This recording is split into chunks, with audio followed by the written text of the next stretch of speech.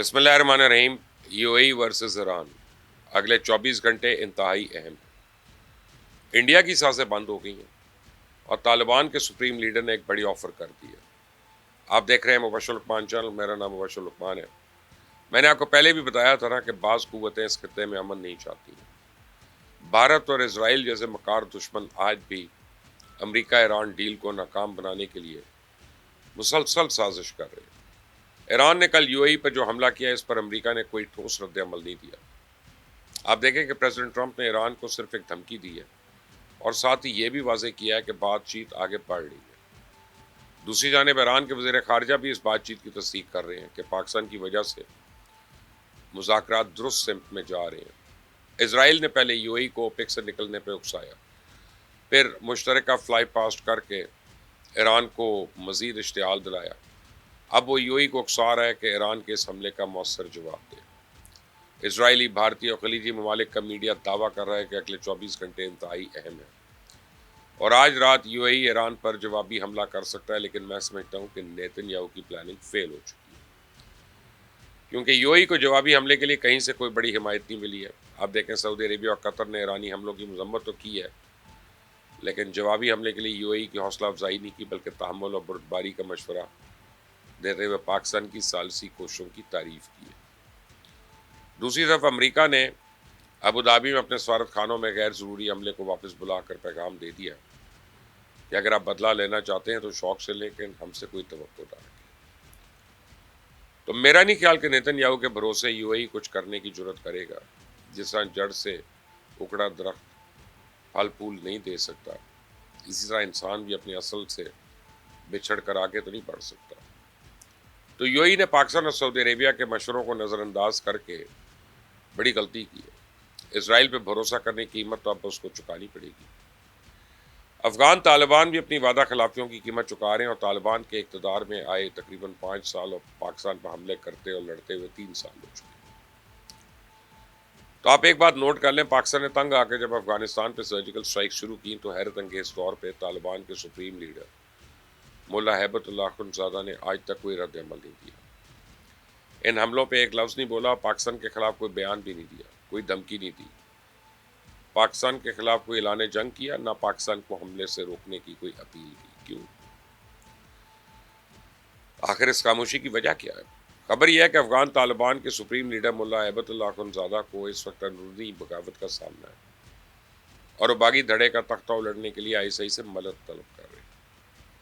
تو افغان میڈیا خود اس بات کی تصدیق کر رہا ہے کہ ملا ہیبت اللہ کے ایک معاون حکیم آغا نے ڈیورنڈ لائن کے پار پاکستانی علاقے میں آئی کے سینئر حکام کے ساتھ ملاقات کی اور انہیں طالبان کے سپریم لیڈر کا ذاتی پیغام پہنچایا۔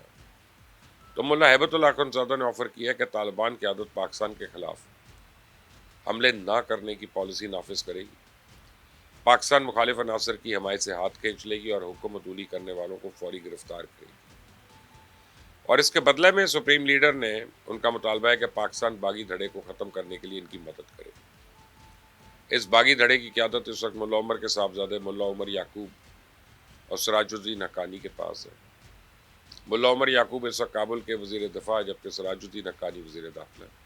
تو ملا عمر یعقوب وہی شخص ہے جس کی وجہ سے دوحہ مذاکرات ناکام ہوئے اور اسی کی ہٹ دھرمی کے باعث افغانستان آج حالت جنگ میں اور عام افغان شہری جو ہے خوف کے سائے میں جی رہے ہیں۔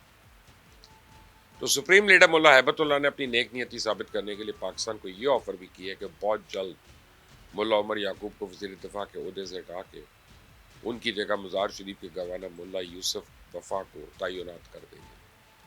یہی نہیں، انہوں نے تمام اہم عہدوں سے پاکستان مخالف عناصر کو ہٹانے کا وعدہ بھی کیا، جبکہ اپنے چیف آف سٹاف اور قندھار کے گورنر ملا شیریں کو یہ ذمہ داری دی ہے کہ وہ پاکستان کے ساتھ مسلسل رابطے رکھیں اور مستقبل کا لائحہ عمل طے کریں۔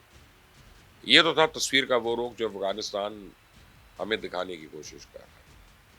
اب میں آپ کو تصویر کا دوسرا رخ دکھاتا ہوں جو واقعتاً حقیقی ہے اور سب کو نظر آ رہا ہے۔ آپ دیکھیں کل یعنی پیر کی سپہر پاکستان اور افغانستان کے درمیان کشیدگی ختم کرنے کے لیے قبائلی جرگہ ہوا۔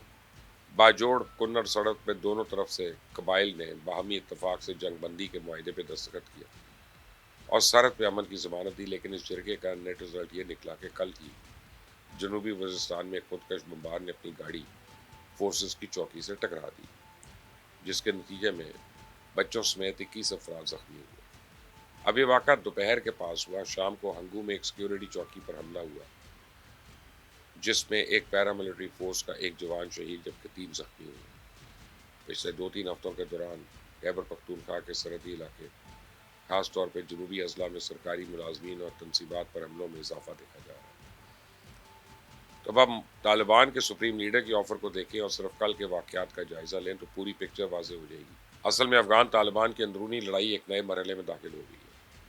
ملا ہیبت اللہ اپنی عمارت بچانے کے لیے پاکستان کی طرف دیکھ رہے ہیں، جبکہ ملا یعقوب اور حقانی گروپ کابل میں اپنی پوزیشن مضبوط کر رہے ہیں۔ دونوں فریقین اس حقیقت سے واقف ہیں کہ ان کو سیاسی طور پہ زندہ رہنے کا کوئی امکان نہیں ہے۔ ان کی آپس کی لڑائی افغان عوام کو پیس رہی ہے۔ بارڈر بند ہے، امپورٹ ایکسپورٹ نہ ہونے کے برابر ہے، خوراک اور ادویات کی شدید قلت ہے، اور ایک عام آدمی کو جو پاکستان سے ریلیف مل رہا تھا وہ بھی طالبان کی ہٹ درمی کی وجہ سے ختم ہو چکا ہے۔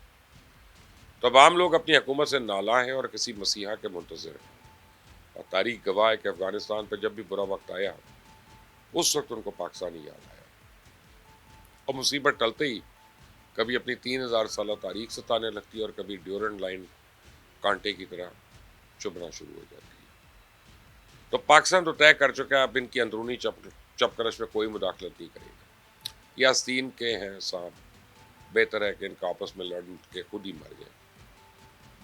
جو بچ جائیں گے ان کو ہم پھر دیکھ لیں گے۔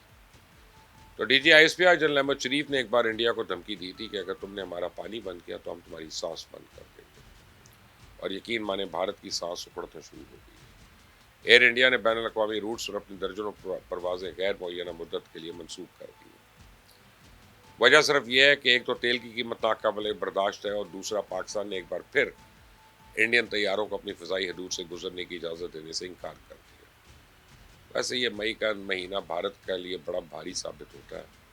آپ دیکھیں پچھلے سال مئی میں پاکستان کے خوف کی وجہ سے انڈیا کو اپنی پوری ایئر فورس کو گراؤنڈ کرنا پڑا، رواں سال اسے اپنے مسافر طیارے بھی گراؤنڈ کرنا پڑ گئے۔ مودی الیکشن میں اپنی جیت کا جشن منا رہا ہے، اور اس کمینے کو اس بات کا ہوش ہی نہیں کہ بھارت مسلسل ہار رہا ہے اور ہر محاذ پہ ہار رہا ہے۔ میری دعا ہے کہ شیطان مودی مسلسل الیکشن جیتتا رہے اور بھارت پوری دنیا میں یوں ہی ذلیل، رسوا اور خوار ہوتا رہے۔ آپ کی اس بارے میں کیا رائے ہے مجھے ضرور بتائیے گا کامنٹس میں۔ اس چینل کو سبسکرائب کریے گا، بیل آئیکن کو پریس کریں۔ اللہ حافظ۔